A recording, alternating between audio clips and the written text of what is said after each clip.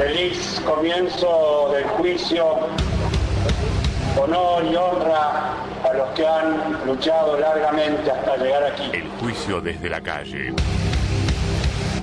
Creemos que los juicios comienzan la reparación porque comienzan el castigo por alguno de los crímenes y abren la discusión sobre la verdadera y definitiva reparación al cual tiene derecho el pueblo argentino, que no es otra que la reparación al cambio económico, político, cultural y social que se instaló con la tortura y con la sangre de los compañeros. El juicio desde la calle.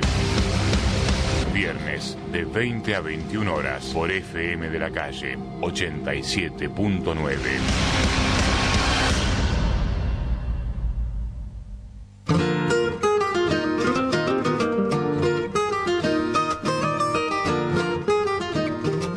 ¿Qué tal? Bienvenidos, bienvenidas a otro programa del juicio desde la calle. Este programa es de la Comisión de Apoyo a los Juicios de Bahía Blanca. Estamos transmitiendo desde el estudio Henry Chiloyola de la FM de la Calle, de la ciudad de Bahía Blanca, en el 87.9 del dial. También nos pueden escuchar desde cualquier punto del país, del mundo, a través de internet. www.juiciobahiablanca.wordpress.com. Buscan el logo de la radio y allí lo lleva al link para escucharnos en vivo.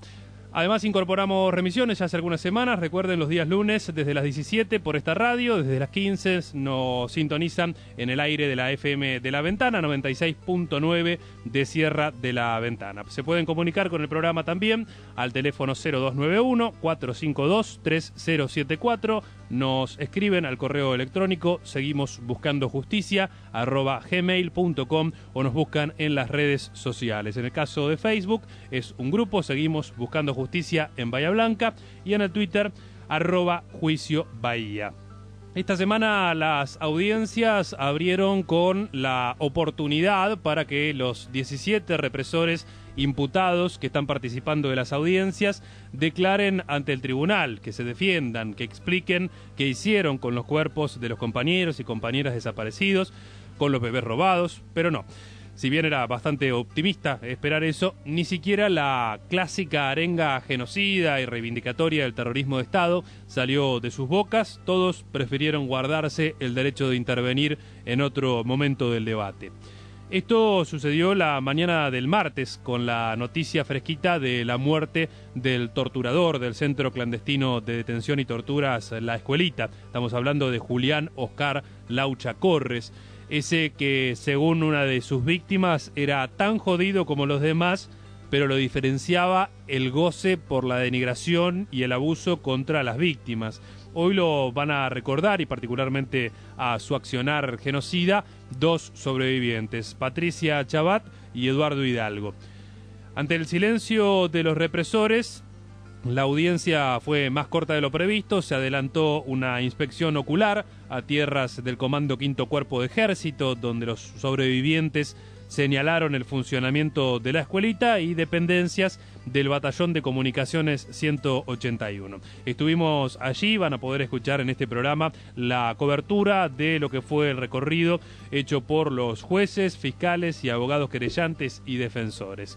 Y finalmente, después de tanta lectura de requisitorios de elevación a juicio, de autos de procesamientos, el silencio de los represores, el miércoles comenzaron las declaraciones testimoniales.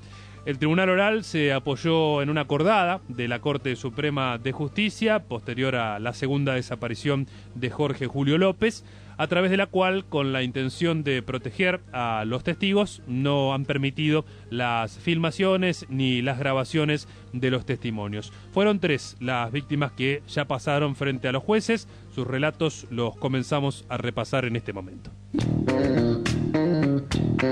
Todo está escrito en la memoria. El juicio desde la calle. La ciudad marcada por la búsqueda de memoria, verdad y justicia.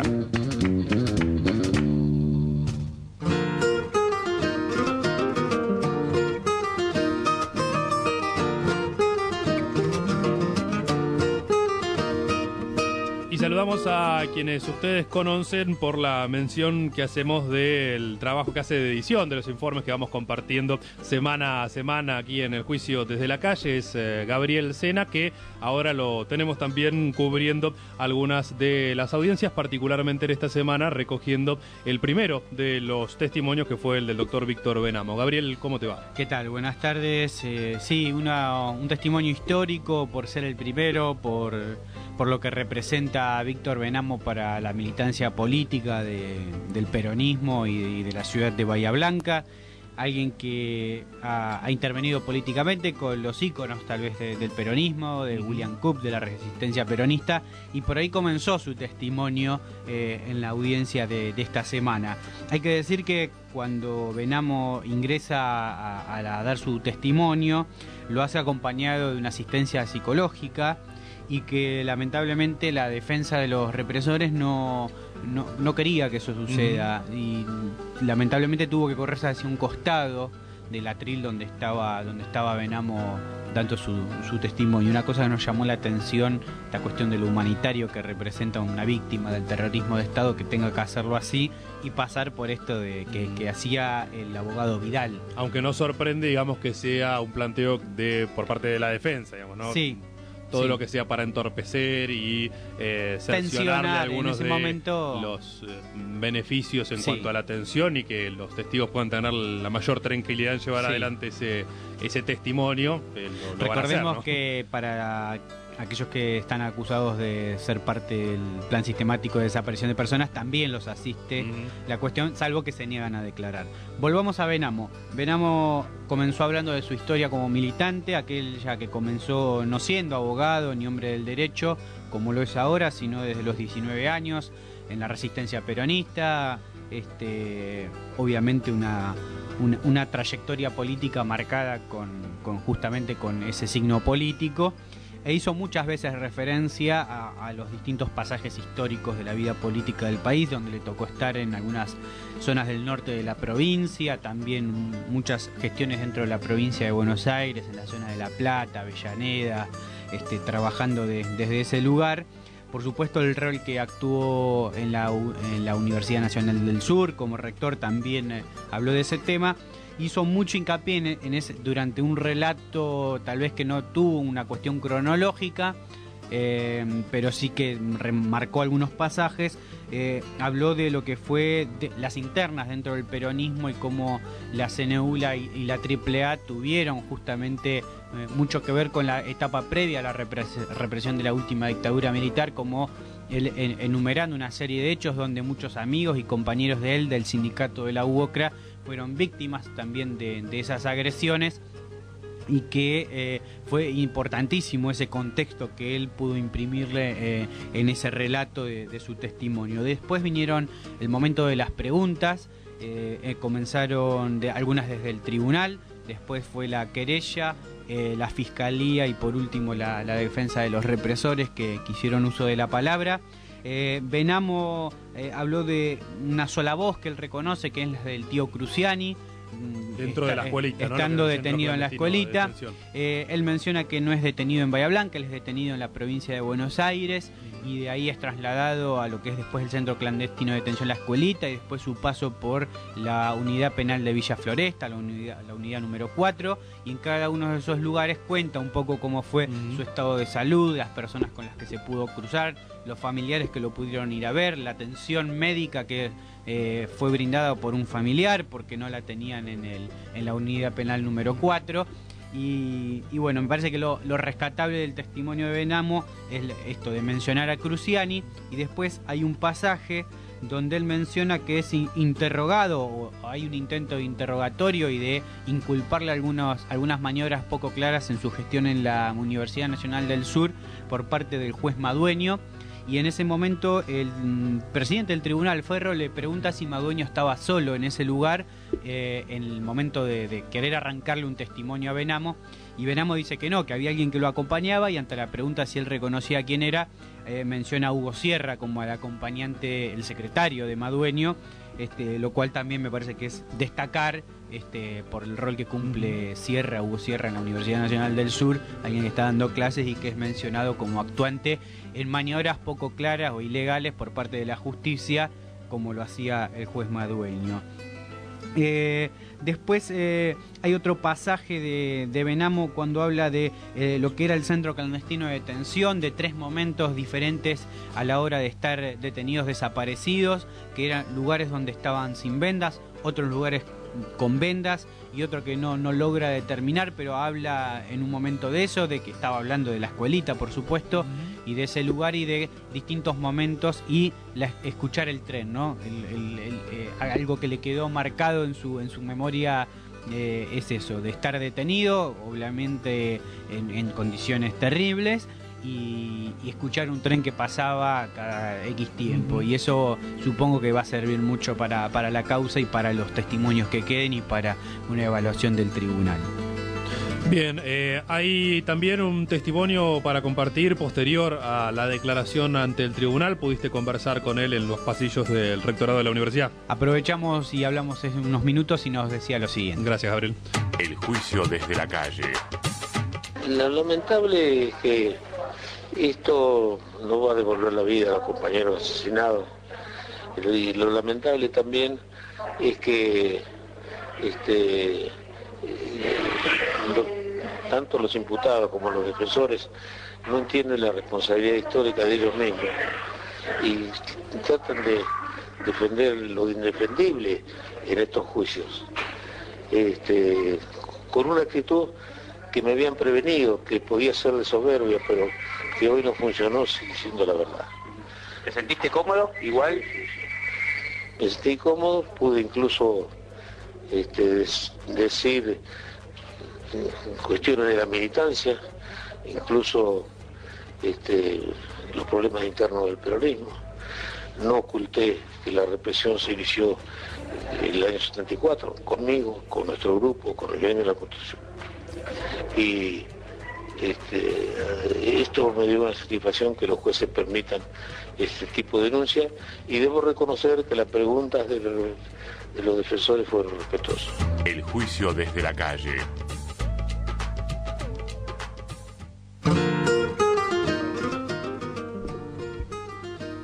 Bien, y habíamos dicho que esta semana murió sin condena Julián Laucha Corres. Nos cuentan en este informe quién era, de qué se lo imputaba Patricia Chabat y Eduardo Hidalgo, 2 sobrevivientes de la escuelita. El juicio desde la calle.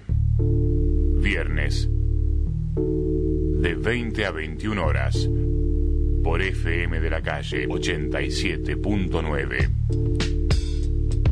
El lunes 8 de agosto al mediodía murió sin condena el represor Julián Oscar Laucha Corres. Estaba internado en el Hospital Militar de la capital federal y se esperaba para este jueves la declaración de un médico forense para resolver su vínculo con el juicio. El Laucha Corres nació el 6 de septiembre de 1952 en la ciudad de Córdoba. Hijo de Héctor Santiago y de Blanca Aurora Tortosa, casado, de profesión teniente coronel retirado del ejército argentino. Luego de fugarse de la delegación Bahía Blanca de la Policía Federal Argentina, donde se encontraba detenido desde el 7 de julio de 2008 y haber sido hallado el 18 de agosto de 2008, Corres cumplió prisión preventiva en el Complejo Penitenciario Federal 2 de Marcos Paz hasta que obtuvo la prisión domiciliaria por enfermedad. El Laucha Corres fue un represor. Asistía a la escuelita, estaba en la escuelita, participaba de las torturas, participaba del manejo de los que estábamos allí detenidos desaparecidos. El Laucha Corres sin duda era el más deseado de los integrantes de los grupos de tarea y el grupo que torturaba en la escuelita. Con el cargo de subteniente estuvo destinado a una de las divisiones del Departamento 2, Inteligencia del Comando Quinto Cuerpo de Ejército, desde el 16 de octubre de 1975, luego de una temporada en el Regimiento de Infantería 21 con asiento en Las Lajas. Fue considerado uno de los pocos sobresalientes para su grado durante los años 76 y 77. Así lo calificaron sus superiores, Walter Bartolomé Tejada jefe de la división en que revistaba Corres, y Aldo Mario Álvarez, jefe del Departamento 2 de Inteligencia. Estaba, podríamos decir, muy a gusto con lo que estaba haciendo, ¿no? De ninguna manera era un pobre tipo que lo único que hacía era apostarse en la puerta para vigilar el lugar. Como que fue lo que manifestó, ¿no? Era infiltrado dentro de la Universidad del Sur, enamoraba a algunos estudiantes para recolectar información y después poder proceder en los secuestros, en las torturas, en la desaparición y la muerte de tantos compañeros y de tantos familiares. En la región participó de operativos antisubversivos, realizó tareas de infiltración propias de la especialidad de inteligencia y actuó en el centro clandestino de detención La Escuelita, donde integraba las guardias, siendo uno de los jefes al tiempo que ejecutaba sesiones de torturas e interrogatorios a las víctimas cautivas. Participaba de las sesiones de tortura y después de requisarnos y de pasar por algunos lugares donde nosotros estábamos secuestrados, encapuchados, atados, y bueno, participaba directamente. Él se jactaba de ser el Laucha. Yo no le vi la cara, se la vi en el juicio por la verdad.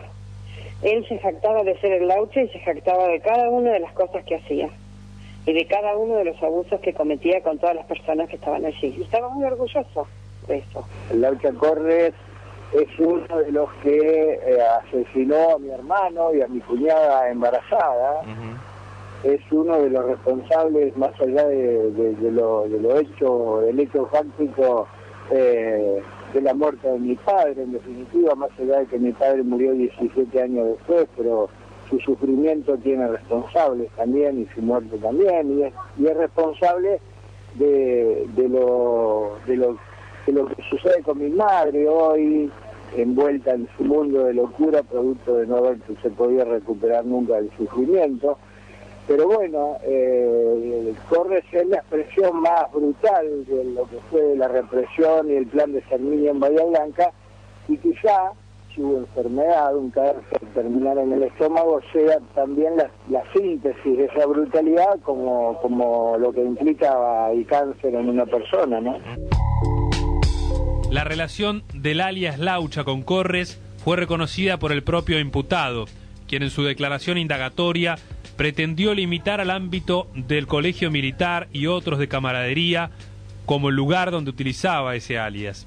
Son abrumadoras y prácticamente unánimes las referencias de las personas que permanecieron en cautiverio en el campo de concentración local acerca de su presencia y actuación en diferentes circunstancias, todas ellas aterradoras y lesivas de la integridad física y psíquica de las víctimas. Cuando después en el juicio, yo no le conocía la cara, le conocía la voz, recordaba su voz como la del tío, como la de otros, pero la cara no se la había visto porque estaba encapuchada.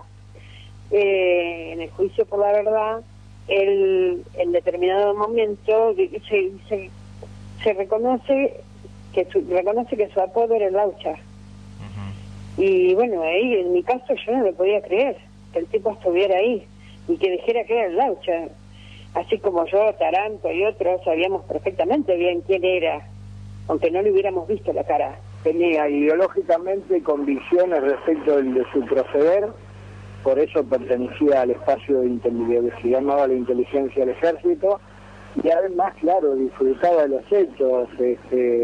Yo recuerdo, en general la mayoría disfrutaba de los hechos. Yo recuerdo el simulacro de fusilamiento que hicieron conmigo y después de disparar al aire, se reían, me insultaban como si fueran fieras, ¿no?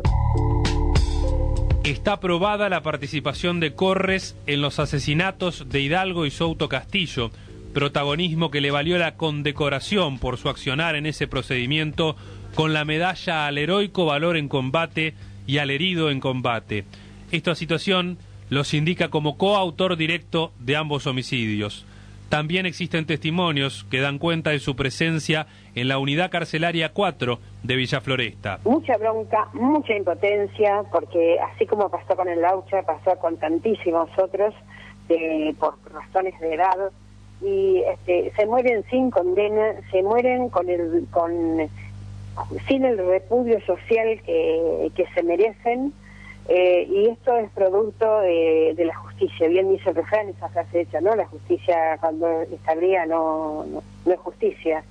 Y creo que ha puesto en evidencia una vez más la complicidad del Poder Judicial y de determinados sectores del poder que han tratado de retardar los juicios, pero de distintas maneras. Ha gozado de la impunidad que le otorgó en su momento el gobierno radical y después el gobierno justicialista de Menem, y lamentablemente si hubiera sido juzgado hace 20 años atrás, cuando debió ser, hoy estaríamos enterándonos de que murió Corres y nada más.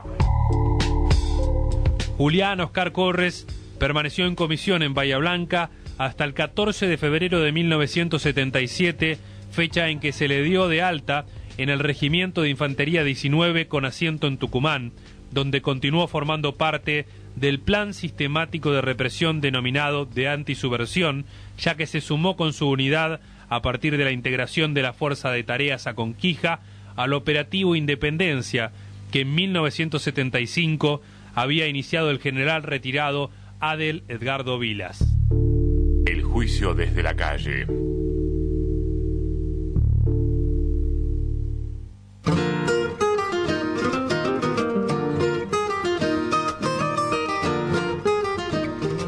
Bien, allí entonces el perfil de el Laucha Corres, uno de los 19 imputados de este juicio. Recuerden que siempre insistimos en que son 17 los que participan de la audiencia. Uno era el del caso de Corres, que por problemas de salud estaba desvinculado, falleció y se termina la relación de la causa para él, se cierra lo que tiene que ver con su imputación, y el represor que nos está faltando es García Moreno, que como ustedes saben está prófugo. Para cerrar este bloque compartimos lo que fue el detalle, comentamos mejor dicho, la declaración de René Bustos. Esto fue por la tarde del día miércoles. Estamos hablando de uno de los integrantes de una histórica familia de militantes peronistas de nuestra ciudad. Fue hace no mucho tiempo concejal también en nuestra ciudad y arrancó haciendo una contextualización del golpe de Estado del 24 de marzo de 1976, recordando que aquel día, particularmente en Bahía Blanca, las fuerzas policiales y del ejército rodearon las manzanas donde vivía buena parte de su familia. Ya habían estado en la casa de su hermana Marta, a 15 cuadras, allí secuestraron a su esposo, también en la de su hermano Ricardo, en el barrio Sánchez Elías, a 2 cuadras en la esquina de su casa en San Lorenzo y Fournier, levantaron a su cuñado, que vivía en una vivienda con su señora y sus 7 hijos, de los cuales 6 se los llevaron. Según René Bustos, hicieron varios allanamientos más. Cuando los reunieron, los llevaron a donde está el hospital militar, allí en la zona del batallón de comunicaciones, en un playón. Atrás de ese hospital fueron llegando los distintos carros de detención, esto aproximadamente a las 3, 4 de la mañana de ese 24 de marzo. Incluso hizo referencia a que alguien lo conocía personalmente a él, dado que escuchó que hacían referencia a él por su nombre de pila, decían que a René lo lleven a un lado, y así fue, lo cargaron en un Falcon, anduvieron unos 5 minutos, llegaron al lugar que luego se enteró o conoció que era la escuelita, el lugar donde funcionaba el centro clandestino de detención. Textual dijo que a los 10 minutos comenzó su calvario de torturas permanentes. Le han hecho muchas preguntas durante esos interrogatorios por los guerrilleros, por los montoneros. Le pedían que dijera dónde estaban las armas que tenían los montoneros, dónde estaban los fusiles, las ametralladoras, y para cada vez que le hacían preguntas, antes venía una andanada de torturas de todo tipo.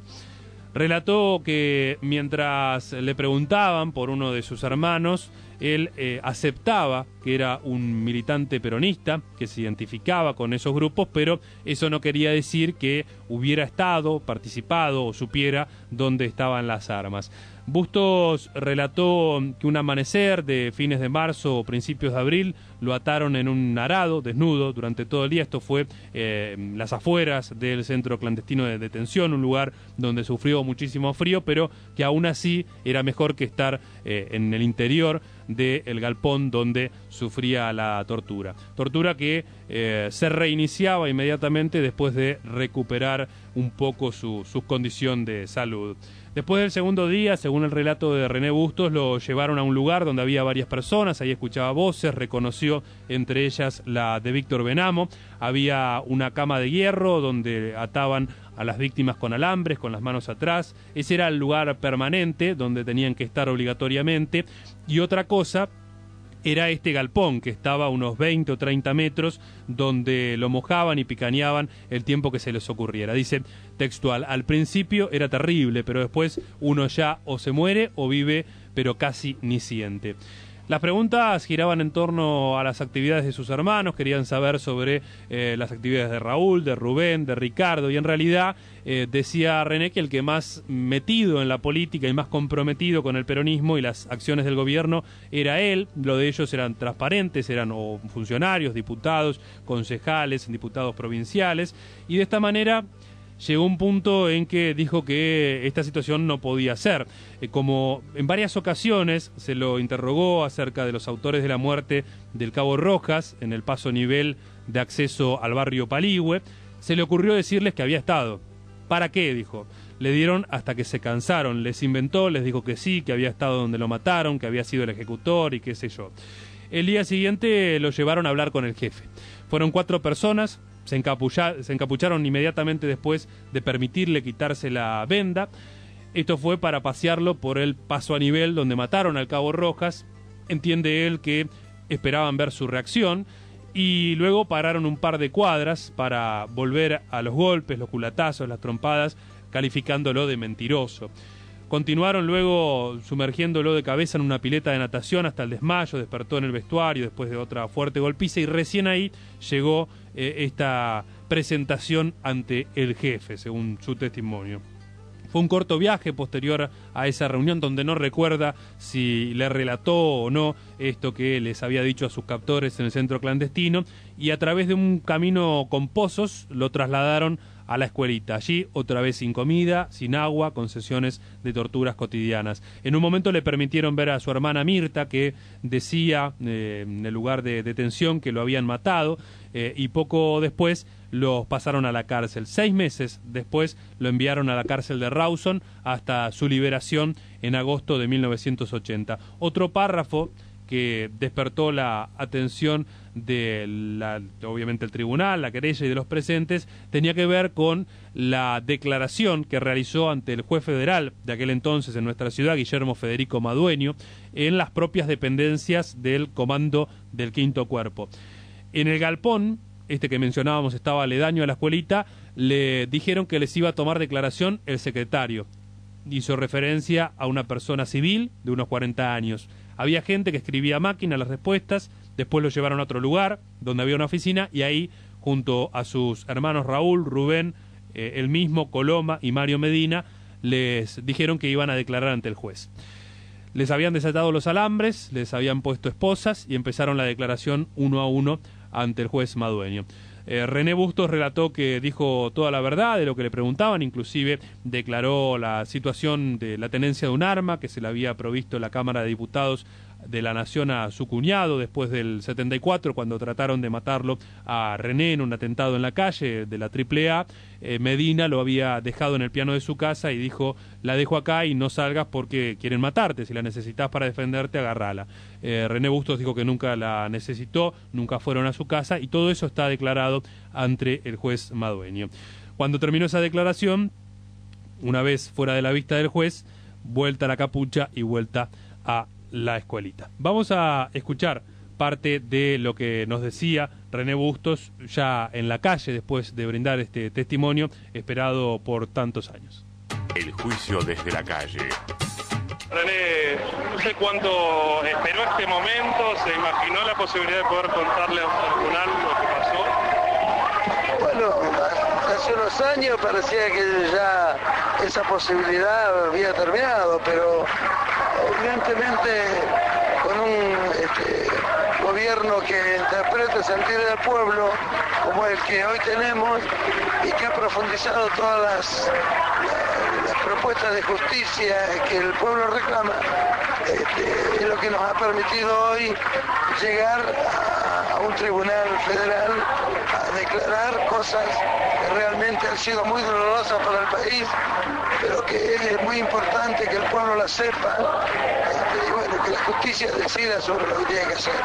¿Te puedo preguntar mínimamente o pedir que nos resuma qué fue lo que le pasó? ¿Cómo fue su caso? Muy brevemente. Bueno, como militante del peronismo, ser parte integrante de una familia peronista, lo que nos pasó es que lo que venía sucediendo hacía tantos años, que los militares no permitieran que el pueblo ocupara la esfera de gobierno. Y lo del 76 fue otro paso más sobre y contra el pueblo, con el fin de no dejar que se exprese democráticamente.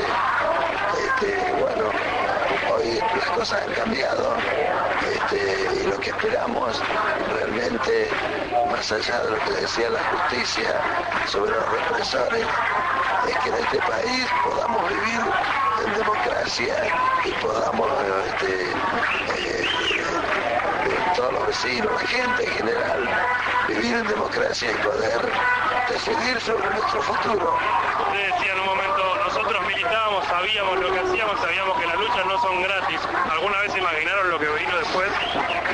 No, de ninguna manera. No imaginábamos semejante represión y tanta muerte, pero digamos, un militante político sabe que las luchas han sido más o menos en la historia, pero siempre algunos tuvieron que poner el pecho para poder llevar adelante. El juicio desde la calle. El juicio desde la calle. Para las conciencias, para la lucha de tantos años, cuando estábamos ahí escuchando los alegatos, veíamos a los represores sentados que se consideraron señores de la vida y de la muerte de un pueblo. Y hoy tienen que rendir sus acciones frente a la justicia.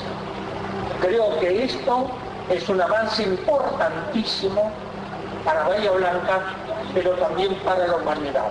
La Argentina es el país que más ha avanzado en el mundo en los juicios contra la grave violación de los derechos humanos. Y creo que esto tenemos que reconocerlo, felicitarlo, porque esto es gracias a la lucha de nuestro pueblo. El juicio desde la calle. Viernes de 20 a 21 horas por FM de la Calle 87.9.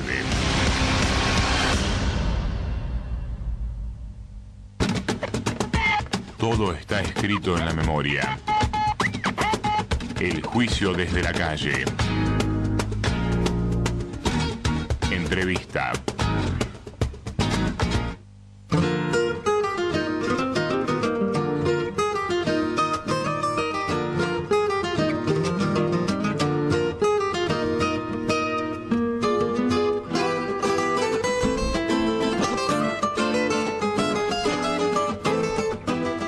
Bien, y en este segundo bloque, como hacemos siempre, lo compartimos con otros y otras integrantes de la comisión para ir charlando sobre lo que va sucediendo en las audiencias. En este caso están acompañándonos a Yeray Medina Bustos, que además es protagonista de esto que venimos escuchando. Fueron las primeras declaraciones. Yeray, buenas tardes, ¿cómo te va?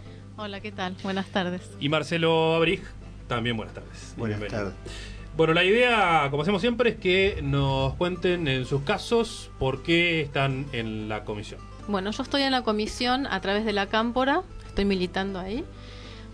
Obviamente apoyamos los juicios, es algo histórico, es algo que necesitábamos para restablecer la justicia, no solamente la justicia legal, sino la justicia simbólica, que es el reconocimiento de las víctimas de toda la sociedad, y también es reparatorio.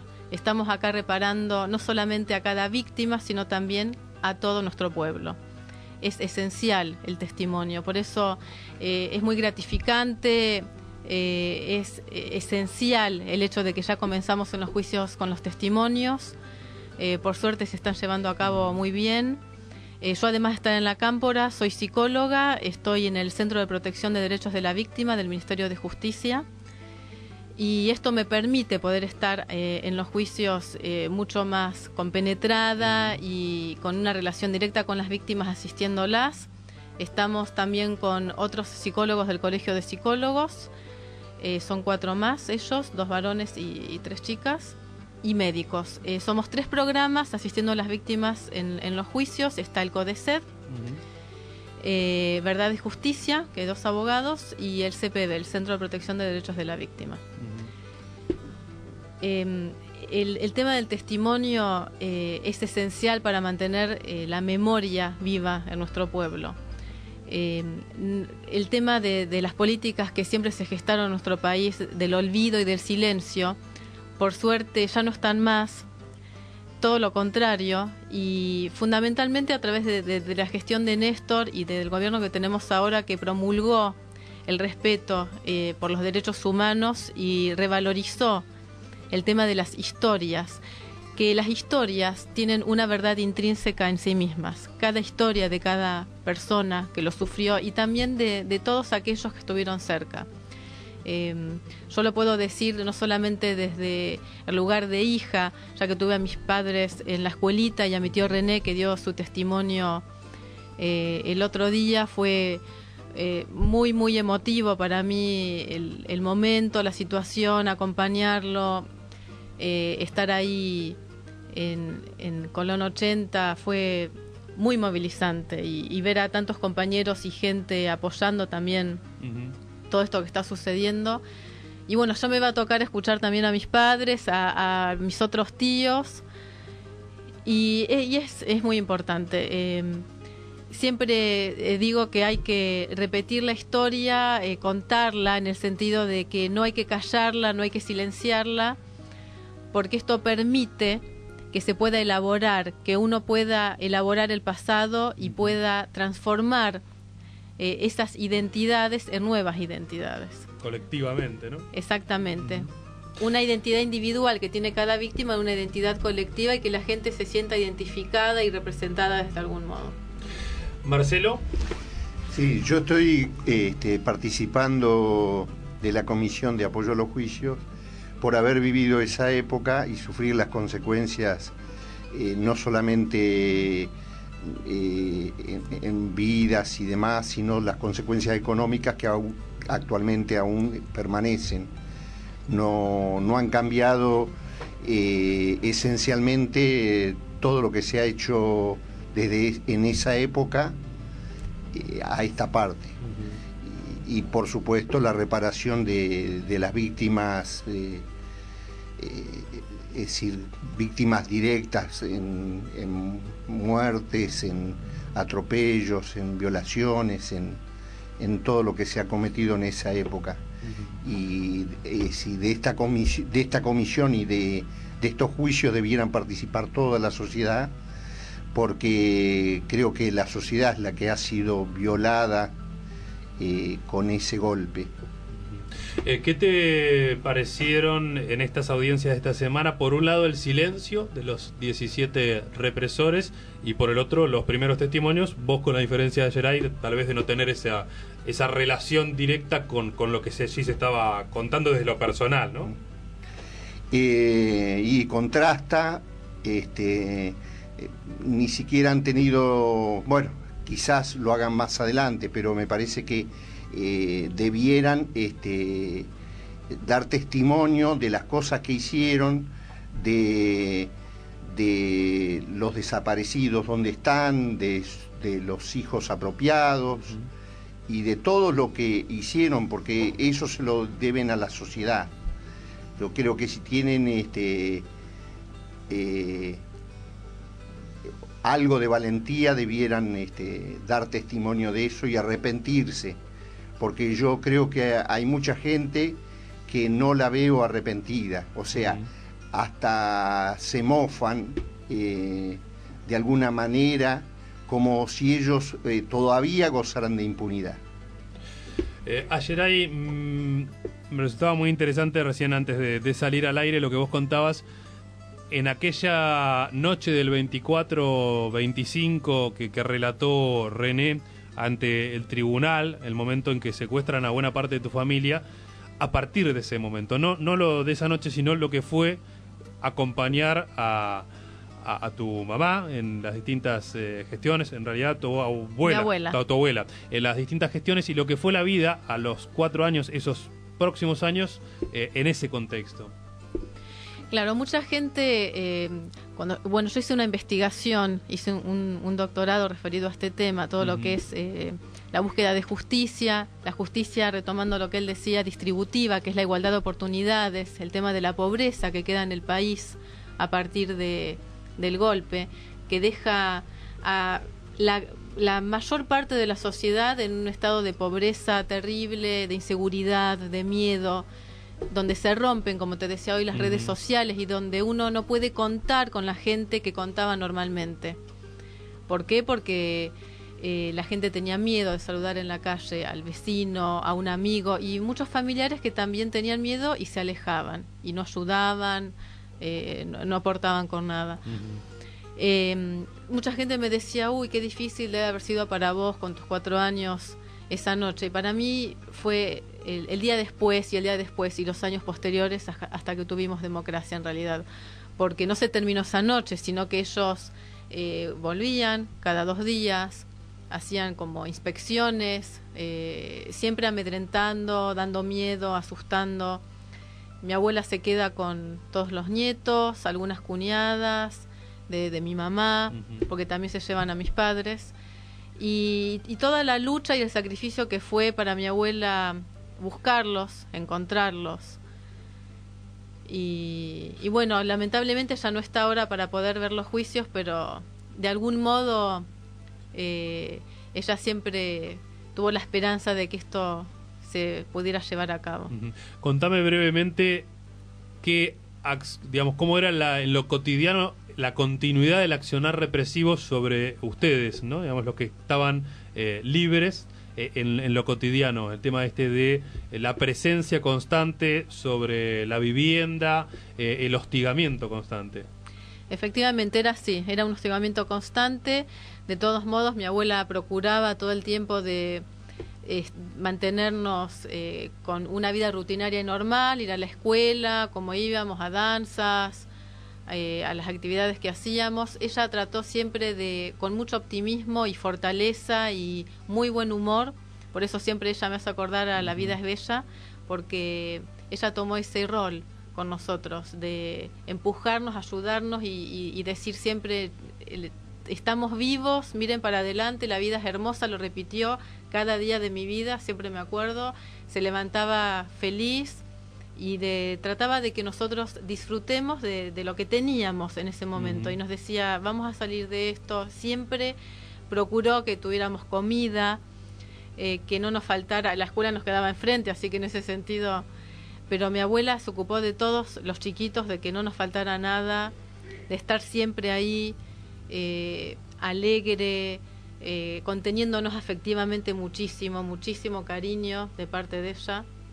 Y este es el legado, por eso yo creo que a partir de ahí yo pude escribir, que fue también una elaboración personal de mi propia historia sobre todo esto que pasó desde otro punto de vista que no sea negativo, sino que esto que estamos pasando ahora con los juicios, que es algo reparatorio, algo bueno.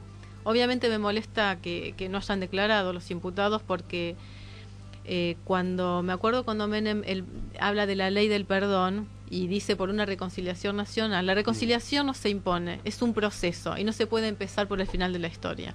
Y para que haya reconciliación tiene que haber un reconocimiento público de ellos de lo que hicieron.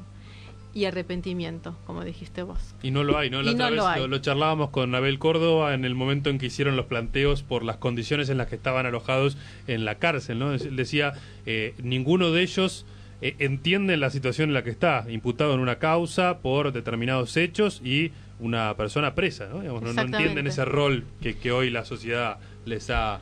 Yo tuve la oportunidad, porque tuve una beca para estudiar afuera y bueno, todos mis estudios se focalizaron en la última dictadura y entrevisté víctimas como método de investigación. Tuve la oportunidad en el norte de Irlanda, que hubo un conflicto muy grave también. Ahí, por ejemplo, los imputados o perpetradores, ellos tomaron otra posición, algunos. Se arrepintieron públicamente, pidieron perdón, hicieron también una reparación económica hacia las víctimas. Por ejemplo, pude ver la charla de una persona que le había puesto la bomba a la familia de una mujer y estaban los dos hablando sobre el tema de reconciliación, pero él pidiendo perdón y llorando y no sabía qué hacer ese hombre para reparar. Pero yo veo casos así puntuales en otros conflictos, en otros países, que acá no parece que fuera a suceder porque hay otra postura, otra forma de pensar las cosas, de vivirlas y lamentablemente no creo que lo podamos ver. Ojalá se pudiera dar que alguno pudiera dar información, decir qué pasó con los desaparecidos y bueno, y todo lo que saben, pero el pacto de silencio está y continúa vigente. Exacto. Marcelo, te dejo al final. ¿Cómo convocarías a aquel que está en el tema, que sabe lo que se está tratando y no está yendo a las audiencias, y aquel que con el juicio está empezando a ver toda una historia que sinceramente por ahí no conocía? Yo creo que el golpe militar nos atravesó a todos y creo que es una responsabilidad de toda la sociedad apoyar los juicios, llegar a la verdad y hacer la reparación histórica que el golpe militar produjo en la sociedad. Reparación de todo tipo, porque hay muchas cosas que se destrozaron con el golpe. Es decir, y convoco a todos los ciudadanos que se interioricen y que participen, que apoyen, y porque son parte de esta sociedad que sufrió las consecuencias del golpe. Por más que uno diga yo no tengo a ningún desaparecido, yo no tengo a alguien que haya sufrido las consecuencias del golpe fueron patentes en la sociedad. Ayeray, Marcelo, muchas gracias por compartir este momento. Gracias a vos. Los invito a escuchar parte de la charla que se daba entre Eduardo Hidalgo y algunos otros querellantes con los jueces, y también la intervención de algunos abogados de la defensa del caso de Gutiérrez, un ex integrante del plantel del Ejército que hoy defiende a algunos de los imputados, en la recorrida, en la inspección ocular que se realizó a la escuelita. El juicio desde la calle. www.juiciobahiablanca.wordpress.com. Ahí había otro ingreso que era el que venía por donde está ahora el puesto de guardia del comando. Había una tranquera que ahora es la que entra al hospital. Era un camino que entraba por acá atrás. Y era el camino que más utilizaba para ingresar a los secuestrados. En la causa hay una serie de planos que fueron provistos por Alicia Parnoy, que están en el libro La Escuelita, y ahí están la ubicación exacta de cada lugar. El centro de los planos que usted hace referencia en ese libro es donde más o menos estamos parados. Claro, es donde toda esta parte que todavía hay restos de construcción es la construcción central. Exacto. Que para entrar acá habría que entrar directamente por lo que sería el quinto cuerpo. Esto prácticamente no se usaba, o se usaba circunstancialmente, que se llevaría una declaración, creo, en la causa del doctor Strait, que es uno de los médicos que venía acá, que él venía por el camino a la Caminante, por ejemplo, para ingresar acá. Ahora no, lo que me interesa es un poco lo que usted dijo para ubicarnos. Sí. Cuando se ingresaba a este predio, se entraba por la guardia las principal. Víctimas las entraban a todos por allá. por donde está el cartel que indica aún con las modificaciones. Porque además había un camino que tenía, era un camino que tenía mucha piedra, ripio.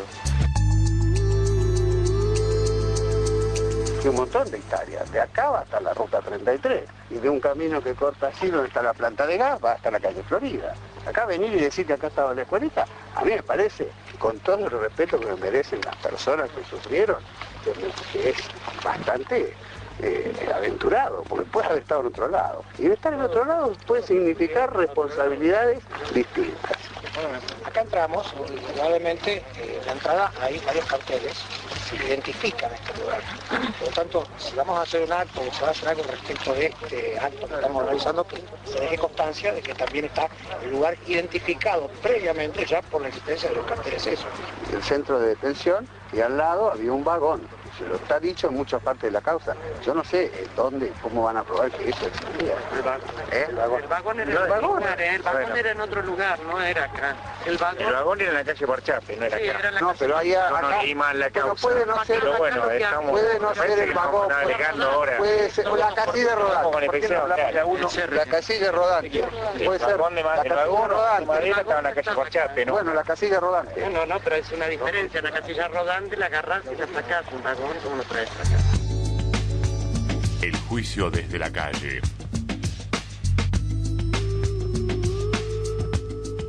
www.juiciobahiablanca.wordpress.com. Bien, esos eran partes de los diálogos para que tomen una idea de lo que fue esta visita, con una apertura clara por parte de los jueces, con interés en ver ese paisaje que van a empezar a, que de hecho ya lo empezaron a recorrer a través de los testimonios, y fue no solamente al lugar donde funcionó la escuelita, sino después se trasladó toda la comisión que participó de la inspección por ese camino interno que comunicaba a los terrenos donde funcionó la escuelita con el comando, con el batallón 181. En ese camino pudimos charlar con el presidente del tribunal, el doctor Jorge Ferro, que nos decía esto. El juicio desde la calle. Yo quería conocer el lugar fehacientemente, o en lo posible fehacientemente. Lógicamente que uno tiene un cierto grado de emoción y preocupación por esto, y por eso quiero ser un poco más vivencial este acto, en el sentido de prefiero ir caminando para orientarme y para ver ciertas cosas que uno ha escuchado en los requerimientos y tener con sus propios sentidos lo que la lectura y el contenido de esos requerimientos significaban. Tengo para mí muchas cosas. Yo tengo que ambientarme, vivir un poco lo que se dice ha sido este camino, y después sacar mis propias conclusiones, compatibilizar esto con el relato de lo que presumo serán los testimonios, y aparte con lo que se escuchó en la lectura de los requerimientos. El señor me fue muy claro delante de todos que este era el camino bien definido. Por ejemplo, pude cotejar las implicaciones de él en las construcciones con el plano que yo lo vi en el libro de escuelista, un libro público, por otra parte. ¿Ha tenido algún contacto con los actuales jefes del quinto cuerpo? Digo, el ingreso fue sin ningún tipo de problemas. Mire, nosotros estamos cumpliendo una medida judicial. La única institución que nos puede a nosotros impedir esto es el superior jerárquico nuestro, y dentro del marco de un recurso. Por eso no me afectaba a mí que tuviera que ingresar al quinto cuerpo por la oficina principal, porque yo no vengo de visita. Ni necesito autorización, no yo. El tribunal no necesita autorización para ingresar a un predio militar dentro del marco de una causa.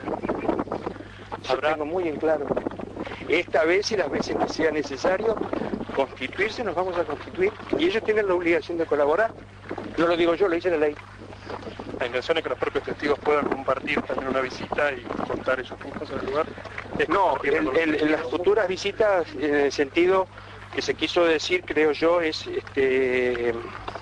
ubicarnos más con exactitud en los diversos lugares que se dice que decían acá. No es entablar ni un diálogo ni un intercambio entre los testigos, las querellas, porque no corresponde a esto. El juicio desde la calle. www.juiciobahiablanca.wordpress.com. Y también pudimos hablar, ya finalizado el recorrido, con el fiscal Abel Córdoba, que hizo una evaluación de esa inspección ocular. El juicio desde la calle. Sí, de todos modos es una medida que va a haber que complementar, más allá de lo que hemos visto en esta recorrida de aproximación, de primer reconocimiento. Va a haber que, entiendo que a medida que se produzcan los testimonios, va a haber que volver con los testigos, al menos aquellos que indiquen reconocer algún lugar o alguna circunstancia, tal como ruidos ambientes, o en otros casos, al menos ha pasado en la instrucción, que han reconocido instalaciones concretamente o identificado lugares que todavía permanecen, por lo cual esta es una medida que debe ser complementada, entiendo, por eso. Dentro de lo que fue el recorrido, ¿qué lugares donde haya construcciones o donde hayan sido destruidas son de importancia para la causa? Bueno, está el lugar donde funcionó el centro clandestino La Escuelita, que eran varias dependencias, no era una sola. Luego recorrimos el camino que comunicaba el lugar del centro de detención con la sede del comando y del batallón, que es un camino importante para los hechos, porque por allí entraban y salían muchas de las víctimas. A la vez desde allí se abastecía al centro clandestino de medicamentos, de comida, y luego recorrimos el batallón de comunicaciones, donde funcionó otro de los centros clandestinos desde el 24 de marzo del 76, y donde hubo centenares de personas secuestradas, con instalaciones que todavía están en pie, como el lugar donde permanecía el capellán, donde hubo víctimas secuestradas, como la jefatura y algún otro sector donde se usó para retener a gente secuestrada. ¿Es el caso de la caballeriza? Hay algunas referencias a la caballeriza, pero no son precisas, por eso digo que habría que volver con testigos y que ellos le indiquen a los jueces lo que reconocen del lugar. Sin duda sí estuvimos en los lugares donde permanecieron las víctimas. Decía uno de los abogados defensores que parte de la remodelación que se hizo del predio con un sector polideportivo pudo haber afectado a alguno de esos lugares, ¿es así? Sí, hubo uno de los abogados que manifestó varias veces o instó la duda en los jueces, pero bueno, es un acto de defensa propio de su función. Por otra parte es un abogado militar, con lo cual es alguien que conoce bien la exactitud de los lugares y que estaba haciendo su trabajo de defensor, tratando de que en definitiva y en forma lejana se absuelva a su defendido. Eso es lo que estaba haciendo. El juicio desde la calle. www.juiciobahiablanca.wordpress.com. Allí estaban las voces de esta recorrida en tierras del Comando Quinto Cuerpo de Ejército, hoy tercera división del Ejército. Nos queda comentar lo que fue el tercero de los testimonios, mucho más breve que los anteriores. Estamos hablando del de Rodolfo Reinaldo Reiner, quien era secretario del Consejo Deliberante de Bahía Blanca al momento del golpe de Estado. Contó que horas después del golpe, el 24-25 de marzo, recibió una delegación de la Marina, un oficial con 2 o 3 marineros que llegaron a la sede del Consejo Deliberante para hacerse cargo de esa institución. Se hizo un inventario, se entregó en la municipalidad y tuvo un choque con este oficial que llegó al Consejo porque le pedía el dinero del deliberativo y ahí no se manejaba, así que parece que se disgustó y cuando se estaba retirando a su domicilio en Chiclana al fondo, como a las 2:30, 1 de la mañana, lo pasó a levantar el jefe de una intendencia que funcionaba en calle Saavedra 900. De allí lo llevaron al regimiento, allí estuvo hasta después de Semana Santa. Una noche lo llamaron, cuando iban a pasar por una puerta los encapucharon, de allí lo llevaron al lugar que él cree que fue el Centro Clandestino de Detención y Torturas La Escuelita. Hasta allí llegó en el baúl de un auto. Bueno, les sacaron la capucha, los vendaron, los esposaron unos camastros y después el testimonio es bastante similar a los padecimientos que tuvieron tanto Benamo como René Bustos. Otra cuestión particular que relató era la rapiña de los propios represores, torturadores del centro clandestino, que ni bien llegó, se desesperaban por robarle los cigarrillos, el reloj, el encendedor y lo que tenía encima. Incluso iban cayendo con posterioridad otros con los mismos fines que ya habían primado algunos. Contó también lo que fue su traslado posterior a la cárcel de Villa Floresta. Allí habló de una inspección médica, de algunas fotos que le tomaron en su llegada, que fueron las fotos que luego ilustraron la noticia que apareció en el diario La Nueva Provincia, que era quien se encargaba de blanquear o de oficializar, siempre respetando al pie de la letra los partes oficiales del Quinto Cuerpo de Ejército, cada uno de los accionares represivos. Hasta aquí llegamos al final del programa del día de hoy. Hay que recordar que la semana que viene no va a haber audiencias por una modificación que hizo en el cronograma el Tribunal Federal, por lo cual la próxima va a ser el 24 de agosto a las 9 de la mañana. Recuerden siempre que para participar de las audiencias, algo que es importante, tanto adentro como afuera, tienen que enviar un correo electrónico a tofbahiablanca@pjn.gov.ar con nombre y DNI, y luego de concurrir media hora antes del inicio de las audiencias para poder participar.